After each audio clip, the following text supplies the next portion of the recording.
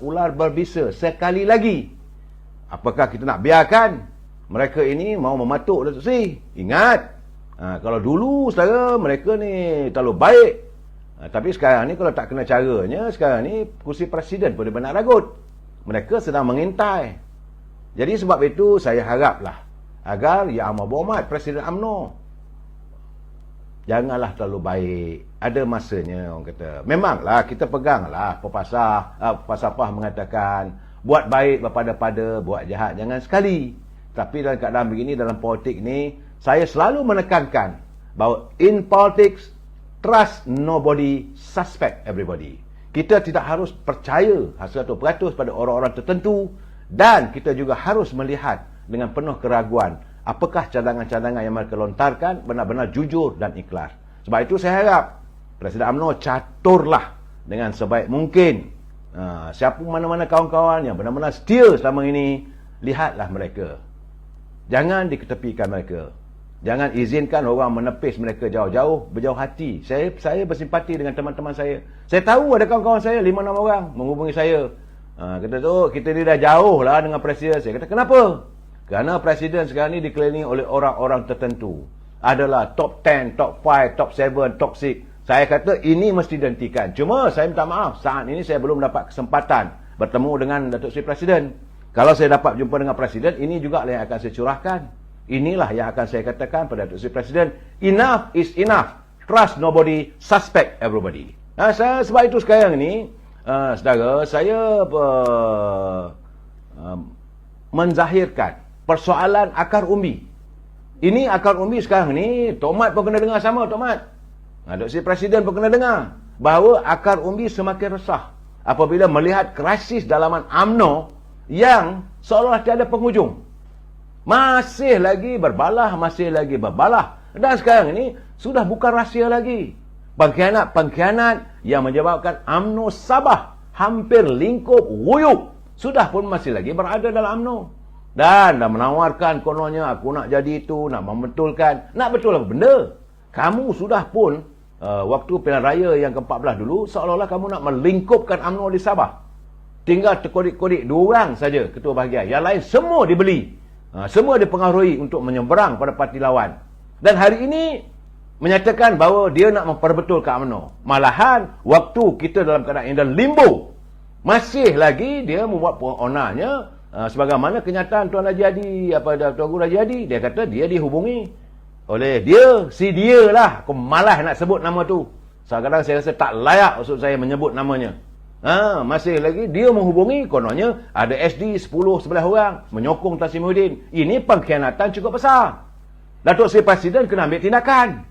Tak boleh dibiarkan. Sebab itu saya bertanya pada Biro Disiplin, apa dah jadi? Dan saya tidak mahu hanya kerana dia menawarkan diri, kononnya untuk bertanding jawatan Presiden UMNO, maka tak boleh ambil tindakan. Ini tak boleh dibiarkan. Dia menggunakan itu sebagai perisai. Kalau dia ambil tindakan pada dia, maka dia anggaplah bahawa Datuk Seri Ahmadi ambil tindakan pada si dia tu lah. Kerana takut, kerana bimbang jawatan Presiden itu akan dicabar dan akan kalah. Ini tak mahu saya fikirkan. Tak mampu saya fikirkan. Let him get out from UMNO. Orang macam ini kena disingkirkan sama sekali daripada UMNO. Sebab kita menyimpan musuh dalam lipatan. Kita menyimpan gunting dalam lipatan. Musuh dalam perkampungan kita. Cukuplah. Pengkhianatan dilakukan tidak boleh dimaafkan sama sekali. Dan hari ini dia sudah pun mempengaruhi beberapa pimpinan di peringkat bahagian. Ada ketua wanita bercakap, mesti ada pertandingan. Kalau tak ada pertandingan, tak demokratik. Ada pula ketua puteri di negeri Johor bercakap. Ada pula ketua bahagian. Tak kan? Dia kata, kalau tidak, ini bukan demokrasi. Demokrasi kepala bapak. Apa benda ni? Saya setuju dengan saudara Botem. Datuk Zaid ni kena lembab lah bila nak buat keputusan. Kena ambil keputusan. Rakyat akar umbi gelisah ni. Kenapa? Apa special sangat dia ni? Bukan tak jelas. Jelas dia mengkhianati parti. Dan perlu apa? Bukan ada buat kekuatan sangat. Memang saya tahu dia mengambil keputusan kononnya nak bertanding. Jadi bila dia bertanding, jawatan kalau tindakan disiplin diambil. Kalau dia disingkirkan daripada UMNO, mungkin orang mengatakan Zaid Ahmadi takut nak lawan Syamuddin, sebab itulah dia disingkirkan. Saya rasa pedulikan, persetankan persoalan itu. Pecat saja. Rakyat dah tak boleh terima. Ahli akar umbi tidak boleh terima. Dulu takut sangat nak buang Tan Sri Anwar Musa. Bila dah buang, dah singkir daripada ahli UMNO. Tak ada apa pun. Ada rakyat bangkit menentang? Tak ada. Sebab ahli warga akar umbi UMNO menanti. Sebab kami dah tak tahan. Bengkak hati ni. Boleh buat kenyataan. Keluar dalam tular. Saya sekarang ni nak berhasrat untuk membina, untuk memperkukuhkan UMNO. Nak perkukuh kepada... geram betul saya saudara. Saya memang geram bila menyebut nama si dia tu. Tak nak saya sebutlah. Sebab nampak sangat orang ni penuh kepura-puraan.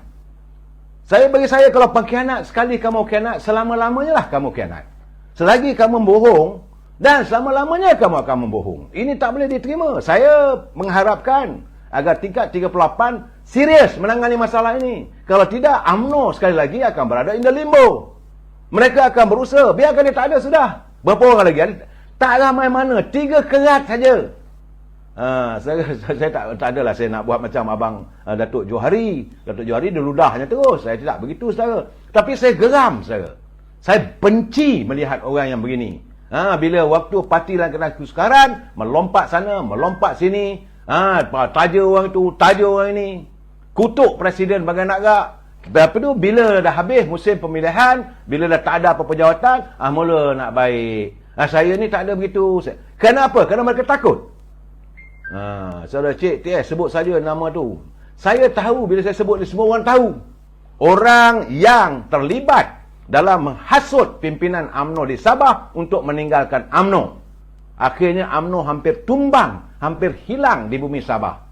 Jangan lupa, orang yang terlibat, yang disebut oleh Haji Hadi sebagai orang yang menghubunginya, bahawa ada 10 orang sudah pun menandatangan SD menyokong Tan Sri Muhyiddin untuk diangkat sebagai Perdana Menteri. Orang ini tak boleh lagi dibiarkan. Saya Tuan Sam, aku lagi benci dengan penyamun ni. Saya memang benci saya.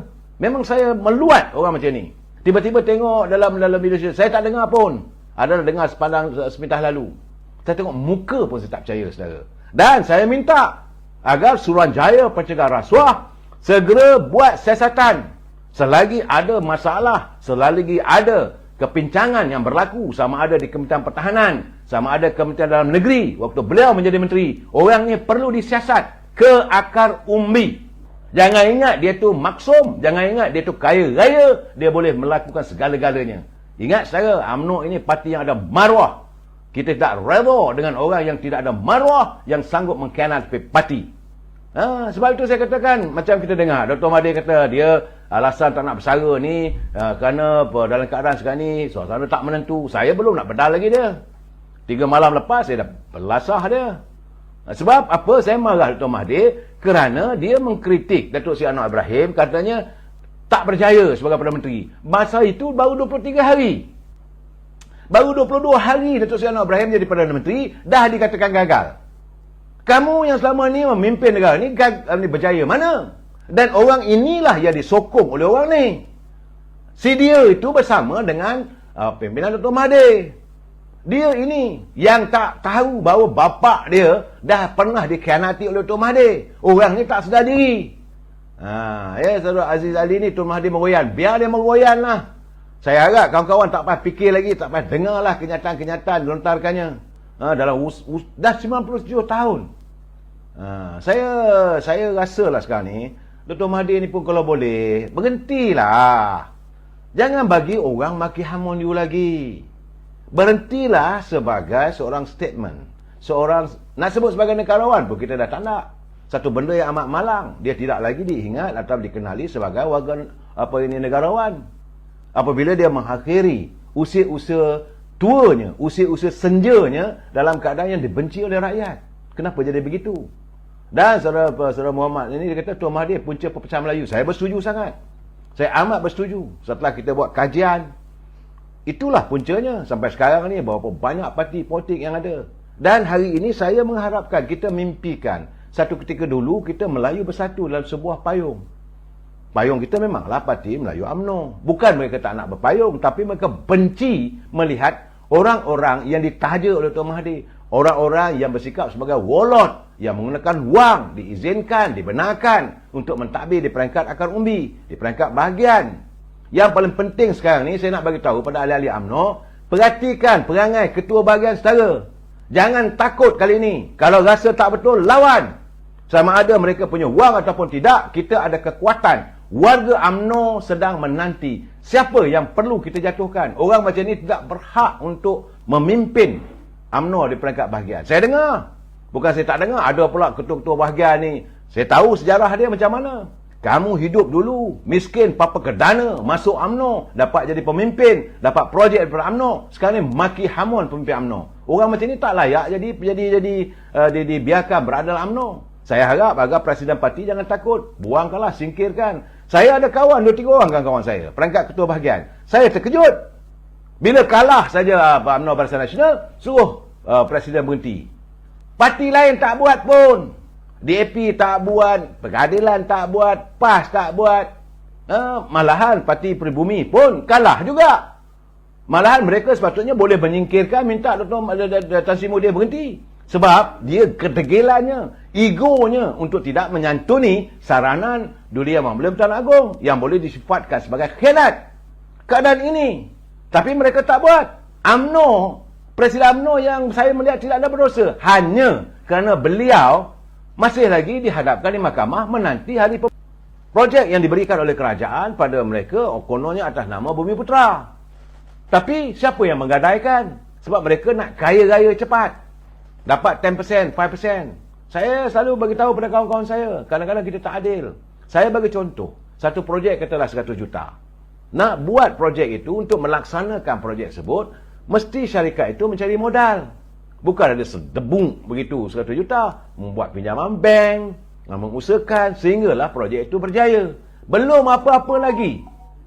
Ini yang kaki jual projek ni, dia dah minta dah pada toke-toke sebut.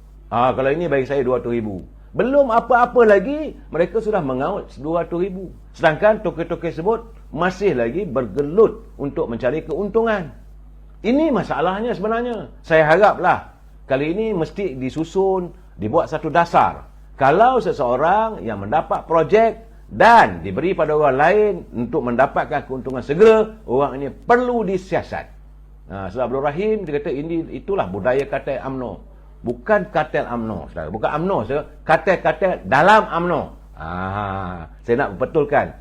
Saudara Abdul Rahim, benar. Itulah budaya kartel-kartel. Sebab itu sekarang ini, mereka dalam kepanasan. Sebab itu mereka nak menggapai balik kuasa.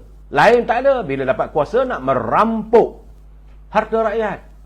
Saya agak menentang sikap tersebut. Saya haraplah orang pejabat sekarang ni, mereka lebih pandai. Sewa lesen kontrak dan berkongsi dengan kaum lain. Saudara Haris Sani, saya bersetuju dengan pandangan anda. Ini perlu diselesaikan. Saya amat mengharapkan kerana ini melibatkan kawasan luar bandar yang amat berhormat. Presiden UMNO sendiri, Datuk Seri Zahid Hamidi, kena turun ke pejabat-pejabat daerah, kena bersihkan di pejabat-pejabat daerah jika ada kejadian-kejadian sebegini. Kita tak boleh mengizinkan rakyat terus menderita. Rakyat nak berusaha, tak dapat peluang. Yang dapat peluang orang-orang tertentu saja. Dapat tanah orang-orang tertentu saja, serah pada orang lain.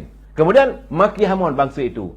Mana ada adilnya? Saya bagi contoh misalnya, tanah itu katalah 500 ekar. Diminta kerana dia mempunyai pengaruh dalam politik, dia dapat anugerah daripada kerajaan negeri. Dapat tanah itu serah pada toke ABC. Bila toke ABC ni mengerjakan sama ada Musang King ke, sama mengerjakan apa saja, dia untung, dia kaya raya. Tuduh pula ini Cina ni kaya raya. Siapa yang puncanya? Sepatutnya dia mengusahakan sendiri. Jangan diberi pada orang lain ataupun boleh berkongsi. Perkongsian itu mesti mutlak, mesti nyata. Bukan dapat projek terus sakau dulu. Aku nak 300,000, aku nak 500,000. Ini political fund. Kawan ni belum tentu lagi berapa dapat untung. Itulah sebabnya kadang-kadang ada projek yang tersadai. Saya haraplah, saya banyak tahu perkara ini. Dan saya tidak akan henti-henti untuk mendedahkan. Kalau teman-teman ada masalah begini, sila hantar pada saya, kita dedahkan. Biar satu malam satu projek, satu malam satu isu. Kita bawa saudara, kita dedahkan. Tetapi biarlah bukan matlamatnya untuk menginaya, tetapi untuk mendedahkan. Saudara Samsul Tradeford Alibaba. Ini penyakit dah berpuluh tahun. Waktu saya jadi wartawan dulu, inilah yang saya dedahkan. Tapi akhirnya ada warning, orang atasan saya tak nak dedahkan lagi. Ini cerita Alibaba ni. Alibaba dengan 40 penyamun. Itu yang cipta lagu Hoi Ya Ho tu. Kalau mereka berusaha sendiri, kita harus membantu. Kita harus sentiasa menyokong mereka. Bukan kita menganaktirikan. Tidak. Kalau nak berkongsi, kongsilah. Tak ada masalah. Nak berkongsi dengan Aming, nak berkongsi dengan Aliok, berkongsi. Sebab kita sebuah negara majmuk. Tak ada masalah. Tetapi janganlah Amin ataupun Ahmad kaya dulu. Dah boleh pakai kereta Mercedes. Dah boleh pakai kereta besar. Dah boleh pergi ke luar negeri. Tetapi Aming ataupun Aliong ni masih lagi terpaksa bekerja. Ini tidak adil. Bagi saya, keadilan kemanusiaan ini mesti diperbetulkan. Saya mengharapkan pejabat-pejabat daerah kali ini, saya minta kalau teman-teman ada kepincangan, bagi tahu pada saya. Jangan lupa dulu, masa saya ingat pilihan raya yang ke-14 dulu. PRU14 dulu, di Tapah tak silap saya. Satu orang dia mengamuk kerana kononnya masalah pasir, masalah balak dan sebagainya. Itu ada berlaku kepincangan. Tapi sejauh mana ia disiasat atau tidak, tak tahulah saya. Tapi untuk saat ini, masuk hari ini hari yang ke-24, siapa sahaja yang melakukan kecurangan dalam kepimpinan, hantar pada saya akan dedahkan. Jangan risau saya. Kita akan berhubung dengan Suruhanjaya Pencegahan Rasuah supaya mereka yang menodai, yang menghancurkan impian rakyat, impian kerajaan, orang ini perlu diseret ke muka pengadilan. Itu saya harapan saya, saudara. Saya minta maaf lah, saudara. Kadang-kadang cakap saya ni buat kau malah. Cuma sekarang ni dalam keadaan begini, saya juga ngeri. Di saat kita merubah, bergerak ke hadapan, saya nak berpesan. Cuma satu saya nak pesan. Pada teman-teman daripada warga UMNO. Pertama-tama sekali, kena sedar diri. Saya nak bercakap ni, kadang-kadang sedih. Tapi ini realiti, saudara. Saya harus menyatakan. Hari ini kerajaan bukan macam kerajaan 10-20 tahun dulu. Kerajaan perpaduan hari ini, pimpinannya adalah Parti Pakatan Harapan. Warga UMNO jangan nak besar buntut. Jangan nak besar punggung. Nak minta itu, nak minta ini. Untuk dapat jawatan itu, jawatan ini. Benda itu sudah berakhir. Pimpinan UMNO yang ada sekarang ni, kita ni sekadar menumpang. Kita bersokong bersama. Membentuk sebuah kerajaan perpaduan. Bukan untuk kita mendabik dada macam dulu. Sebab itu warga UMNO kena sedar diri. Sama ada di peringkat negeri maupun di peringkat pusat. Sebab saya melihat sudah ada kalangan-kalangan orang tertentu yang mula mengelilingi Yang Amat Berhormat Presiden UMNO. Kalau Presiden UMNO tak layan, maka dia mau dijatuhkan. Kalau Presiden UMNO mengatakan benda ini tak boleh nak buat apa semua, no, mesti nak buat juga-juga. Kena sedar diri bahawa hari ini menteri-menteri daripada UMNO, semua menteri pun dengan dasar yang dibawa oleh Datuk Seri Anwar Ibrahim sekarang ini, tidak ada favoritism, tidak ada kemudahan pada orang politik. Sebab itu tidak ada pelantikan politik dalam GLC. Ini keadaannya. Saya nak bagi tahu supaya anda sedar. Sebab saya mendengar banyak cerita ni, seolah-olah kita tak sedar diri. Jadi sebab itulah pejabat yang mohon timbalan Perdana Menteri mula dihurung. Dulu saya dah bagi tahu. Bila saja Datuk Seri Zahid Hamidi ada jawatan sebagai timbalan Perdana Menteri, bukan saja semut merah, bukan saja semut semut hitam, semut mayat pun datang mengurungi. Dan saya sudah dapat gambaran ada teman-teman yang menghantar kiriman pada saya. Orang yang selama ini hilang diri. Waktu Datuk Seri Zahid Hamidi turun naik mahkamah, hilang. Waktu beliau diinaya oleh pimpinan kerajaan Pakatan Harapan ketika itu, pimpinan Dr. Mahathir, Datuk Seri Tan Sri Mahyudin, mereka menghilangkan diri. Malahan ada yang menempelak, ada yang mengata itu dan ini. Nak membuat sokongan ke mahkamah, tak ada. Saya nampak, saya pergi. Waktu pembicaraan hanya 2-3 orang saja. Sunyi sepi penjara itu. Tapi hari ini, kemana saja Datuk Seri Zahid Hamidi berada, dikerumungi mereka. Jadi dalam keadaan begini, saya nak bagi tahu pada Yang Amat Berhormat Datuk Seri Zahid Hamidi, berhati-hati. Lihat siapakah sebenar-benarnya teman yang sejati. Datuk Seri selalu mengutarakan yang ku cari-cari selama ini adalah teman yang berhati mulia untuk menangani perjuangan suci ini. Tapi kalau dia keliling yang datang tu, yang keliling kelalang, orang tak macam mana datangnya, bila ada jawatan saja baru nak datang, saya ingat eloklah berhati-hati Datuk Seri. Sebab saya dah tahu ada juga ular-ular yang berbisa sedang menjalar, sudah pun mula mendekati pejabat Timbalan Perdana Menteri. Jadi Datuk Presiden UMNO kena lihat perkara ini, kena bagi tahu pada kaki tangan, oh begini ni kalau boleh ketepikanlah. Sebab ada juga kawan-kawan yang rapat, yang sama-sama berjuang dulu, yang betul-betul ikhlas. Hanya nak jumpa, nak juga ucapkan selamat dan menzahirkan kegembiraan, orang ni tak dapat jumpa. Ini kena berhati-hati. Jadi Datuk Seri Presiden kena berhentilah dengan jiwa besar Datuk Seri. Betul, saya tahu Datuk Seri orang yang baik, sering memaafkan, tetapi orang kata maaf pun berpada-pada. Sebab ular-ular berbisa sedang pun mengelilingi Datuk Seri. Dan Datuk Seri Presiden kena ingat, Datuk Seri adalah timbalan Presiden kepada Timbalan Perdana Menteri kepada Perdana Menterinya Datuk Seri Anwar Ibrahim. Kita dari parti yang berbeza. Jangan pula diundang pula orang yang bukan sealiran dengan parti Pakatan Harapan atau sealiran dengan keadilan. Saya tahu ada mereka-mereka yang sebelum ini yang mula-mula sokong, kemudian tak sokong, kemudian maki hamun pula ini Datuk Seri Anwar Ibrahim. Kalau anda mengundang mereka ini sentiasa berada di pejabat Timbalan Perdana Menteri, tentulah tidak menyenangkan hati Perdana Menteri. Kena ingat, kalau dulu okey, Datuk Seri Zahid Hamidi Timbalan Perdana Menteri, Perdana Menteri Datuk Seri Zahid dan Datuk Seri Najib, okeylah, kalau tersilap pun tak ada masalah. Tapi sekarang ini kata-kata ini mengelilingi. Betul, saudara Samsul trade off, saya bersetuju. Ini saya nak bagi tahu terus terang, Datuk Seri Presiden nak marah, marahlah. Sebab saya dengar macam-macam cerita orang yang still, yang bersama dengan Datuk Seri. Sekarang ni Datuk Seri tengah live ni. Mungkin lepas ni Datuk Seri buka saya punya live ni, ada teman-teman beritahu, mungkinlah mereka menceritakan, hari ni malam ni Dr. Mohamed balon Presiden. Saya bukan balon Presiden. Saya menyatakan bahawa hari ini Datuk Seri Presiden sedang dikelilingi oleh